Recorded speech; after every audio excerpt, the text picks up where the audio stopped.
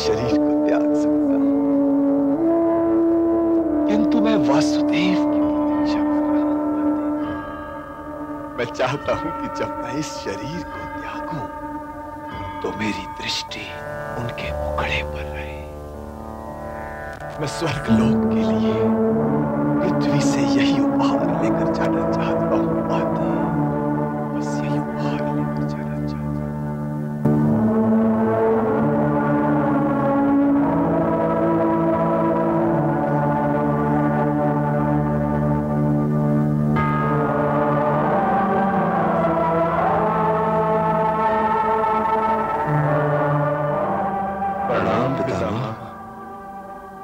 गंगा पुत्र, सादर प्रणाम।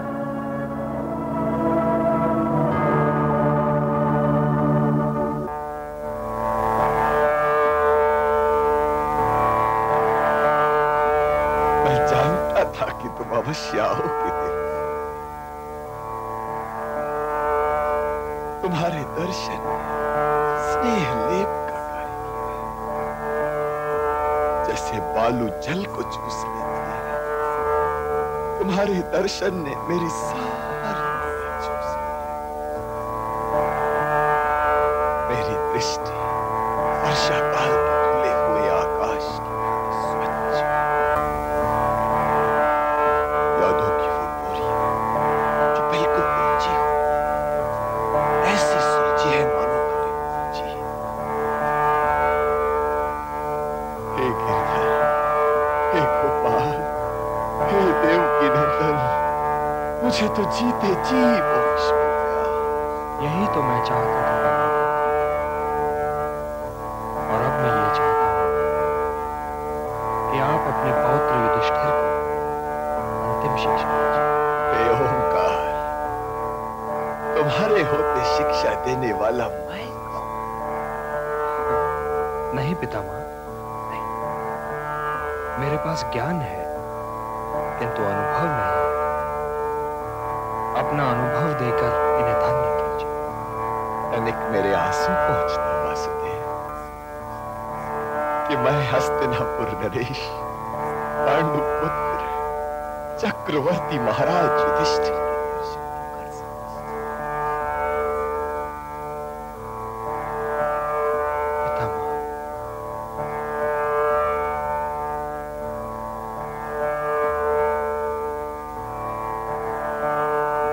हस्तिनापुर नरेश की जय हो। और अब मुझे स्वर्गलोक की ओर प्रस्थान की आज्ञा दो। जो नहीं देखना था वो भी देख लिया, और जो देखने के लिए जी रहा था वो भी देख लिया। नहीं पितामह, नहीं, मैं आपको जाने नहीं दूंगा पितामह। मैं आपको जाने नहीं दूंगा। मैं आपको जाने नहीं दूंगा पितामह। तूने ऐसे बाण नहीं मारे वत्स जिनके घाव भर जाए। अरे ये घाव तो मेरे सारे जीवन की कमाई है वत्स, सारे जीवन की कमाई।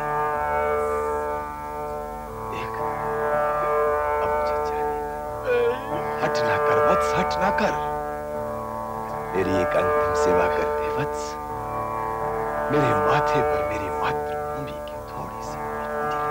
नहीं, नहीं, नहीं, मैं आपको जाने नहीं दूंगा। अरे वत्स, रो मत, रो मत। अरे ये तो बड़े हर्ष की घड़ी है। तेरा पितामह आज अपनी मातृभूमि के ऋण से मुक्त हुआ है। हे हे राजन,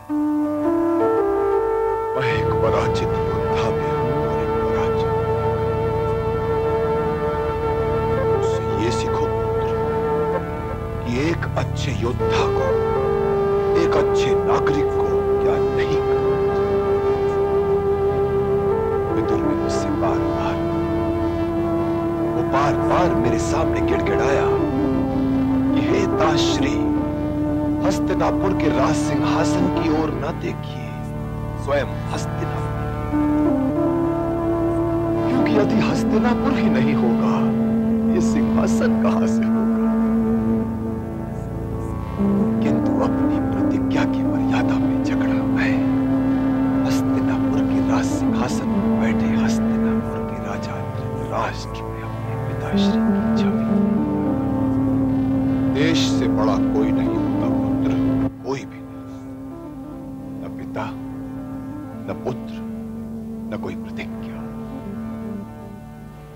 मेरी प्रतिज्ञा मुझे अपने देश के हितों से दूर करती चली गई, और अपनी उस प्रतिज्ञा को फिर भी मैं छाती से लगाए रहा और अपने देश को सर्वनाश के मार्ग की ओर जाने दिया। अपनी प्रतिज्ञा के प्रति मेरी निष्ठा मुझे देशद्रोह के मार्ग पर ले गई है पुत्र, देशद्रोह के मार्ग। बाणों की इस शैया पर लेटा ये एक देशद्रोही हस्तिनापुर के विभाजन का कारण मैं हूं, लाक्षागृह का उत्तरदायी मैं, द्रौपदी का वस्त्र हरण करने वाले मेरे यही हाथ हैं, जिन्हें मेरे प्रिय अर्जुन के बाणों ने इस देश की भूमि में ठोक दिया। हर बाण मुझसे कह रहा है, हर घाव मुझसे कह रहा है, इस भूमि को पहचान। हे गंगा पुत्र देवव्रत, अपनी इस भूमि को पहचान। अपने पिता की छवि के लिए तूने इसे छोड़ा। हे पुत्र, मैं वो क्षत्रिय हूं जो अपनी प्रतिज्ञा का दास बनकर जिया। मेरे साथ मेरी मातृभूमि के अपमान का यह अध्याय भी समाप्त हो जाएगा। पुत्र, मेरे इन श्वेत वस्त्रों पर कहीं न कहीं मेरे दहन का धब्बा, जिसे पश्चाताप का कोई आंसू नहीं हो सकता। इसलिए पुत्र, तुम भी कभी ऐसी प्रतिज्ञा ना करना जो कटार बनकर तुम्हें काट कर अपने देश से अलग कर दे। और यदि तुमने ऐसी भूल की ना पुत्र, तुम्हारा अंत भी बाणों में से ऐसी शैया होगा। क्योंकि जब जब कोई देवव्रत देश के हितों का मार्ग रोक कर खड़ा होगा, तब तब उसे बाणों की शैया पर लिटाने के लिए कोई न कोई अर्जुन अवश्य सामने आएगा। यही तो राजनीति का रूप है। पुत्र, देश के हितों से बढ़कर तो राजा का हित और कोई हो ही नहीं सकता। पुत्र, यदि तुम्हें दिखाई दे तुम्हारा ऐसा कोई हित है, तो समझ लो कि तुम भी राजधर्म से भटक गए। देश राजा के लिए नहीं होता, राजा देश के लिए होता है। और वो राजा कभी अपने देश के लिए शुभ नहीं होता पुत्र, जो अपने देश के आर्थिक और सामाजिक रोगों के लिए अपने अतीत को उत्तरदायी ठहराकर संतुष्ट होता है। यदि अतीत ने तुम्हें एक निर्बल आर्थिक और सामाजिक ढांचा दिया है, तो उसे सुधारो, उसे बदलो पुत्र। क्योंकि अतीत तो यूं भी वर्तमान की कसौटी पर कभी खरा नहीं उतर सकता। क्योंकि यदि अतीत स्वस्थ और उसमें देश को प्रगति के मार्ग की ओर ले जाने की शक्ति होती, तो फिर परिवर्तन ही क्यों? और एक बात और अच्छी तरह से सुनो,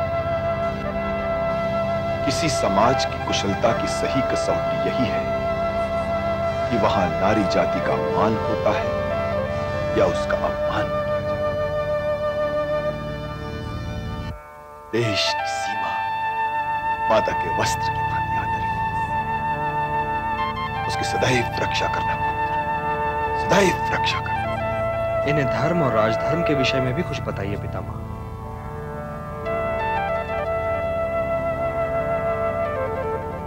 धर्म विधियों या औपचारिकताओं का अधीन नहीं है पुत्र युधिष्ठिर। धर्म अपने कर्तव्यों और दूसरों के अधिकारों के संतुलन कर, इसलिए धर्म का पालन अवश्य करो। राजधर्म भी यही है, किंतु राजा का दायित्व नागरिक के दायित्व से कहीं अधिक हो। यदि कोई परिस्थिति देश के विभाजन की मांग कर रही है तो कुरुक्षेत्र में आ जाओ, किंतु देश का विभाजन कभी ना होने दो। क्या तुम पांचों भाई माता कुंती को काट कर आपस में बांट सकते हो? यदि नहीं तो फिर मातृभूमि का विभाजन कैसे संभव हो सकता है? मैं ये बात कर चुका, इसीलिए ये सब कह रहा हूं। युद्ध को टालने के लिए मैंने अपने देश का विभाजन तक स्वीकार कर लिया, किंतु तुम ये कभी न करना युधिष्ठिर, तुम ये कभी न करना। अब मैं थक गया हूं वासुदेव। वैसे भी अब मुझे कुछ और नहीं कहना। मेरे पुत्र अर्जुन, अब तो मेरे माथे मेरे देश की मिट्टी का तिलक लगा दो। ये सौभाग्य मुझे प्राप्त करने दीजिए काका। जी तो मेरा भी यही चाहता था देवकी नंदन, और मैं तुम्हें आदेश तो नहीं दे सकता था ना।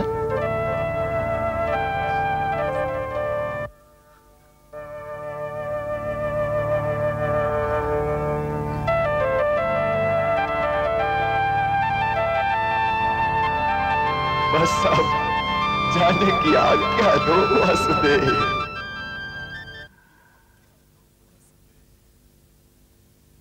हे मातृभूमि, अब मुझे अपने माता श्री के पास जाने की आज्ञा दीजिए।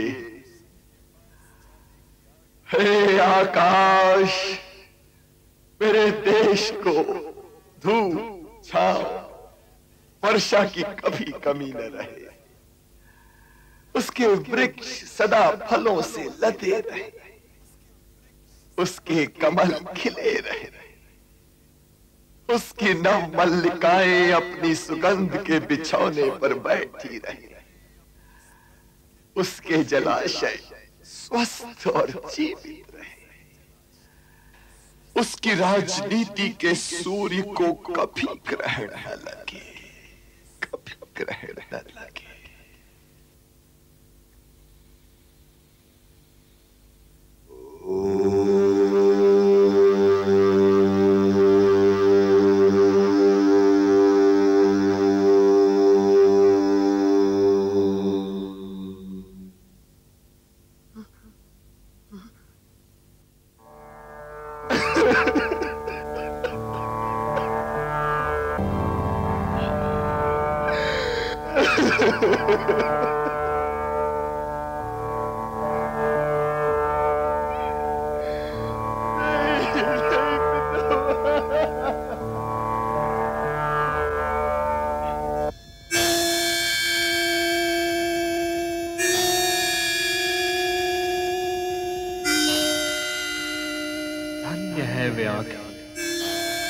जो नश्वर के अनश्वर होने का दृश्य देख रहे हैं।